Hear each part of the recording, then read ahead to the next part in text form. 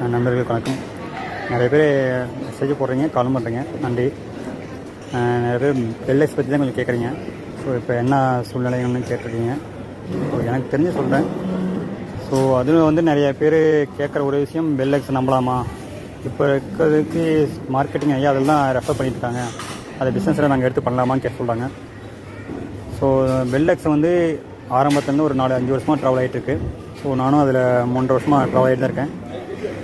ஒரு கட்டத்தில் வந்து பெல்லைஸ் வந்து தெரியுது, காயினை வச்சு தான் ட்ரேடிங் பண்ணி தான் அந்த இன்கம் நமக்கு ஜென்ரேஷன் பண்ணி தராங்க. மற்றபடி பேக் சைடில் இருக்கிற ப்ராஜெக்ட் ஒர்க்குன்னு சொன்னால் எதுவுமே இல்லை. சொல்லப்போனால் அது இருக்குது, இது இருக்குதுன்னு சொல்கிறாங்க. ஸோ நானும் ஓரளவுக்கு எல்லாம் ஒரு 3-4 வருஷமாக பார்த்துருக்கேன், நிறைய மீட்டிங் போயிருக்கேன். இதெல்லாம் ட்ராவல் பண்ணுறது என்ன ஒரே விஷயம்னா, அங்கே இருக்க லீடர்ஸும் சரி, மற்றவங்களுக்கு நம்பிக்கை கொடுக்குற மாதிரி நிறைய பேசுகிறாங்க. ஆனால் அவங்களுக்கே வந்து ஆளுங்க பெல்லைஸை விட்டு வெளியே போயிட்டா பிஸ்னஸை வந்து அவங்களுக்கு இப்போ இருக்கிற பிஸ்னஸை ஸ்டாப் ஆகிருங்கிற மாதிரி அந்த ஒரு மோட்டிவேஷனில் வந்து மற்றவங்க மோட்டிவேஷன் பண்ணிட்டு இருக்காங்க. ஸோ புதுசாக வரவங்களும் சரி, இல்லை ஆல்ரெடி பில்டர்ஸ் இருக்கிறவங்களும் சரி, இதை தான் பண்ணிட்டு இருக்காங்க. அதில் ப்ராஜெக்ட் ஒர்க்குங்கிறது சொல்லிக்கிற மாதிரி இல்லை. எனக்கு தெரிஞ்சு ட்ரேடிங் பண்ணி தான் அந்த காயின் டெவலப் ஆகிட்டுருக்கு. இப்போ கூட பாருங்கள், ஒரு 10% இப்போ காயின் வந்து இன்கம் வந்து கட் பண்ணியிருந்தாங்க. இப்போ வந்து எக்ஸ்டெண்ட் பண்ணியிருக்காங்க, ஆகஸ்ட் மாதம் வரையும் எக்ஸ்டெண்ட் பண்ணியிருக்காங்க.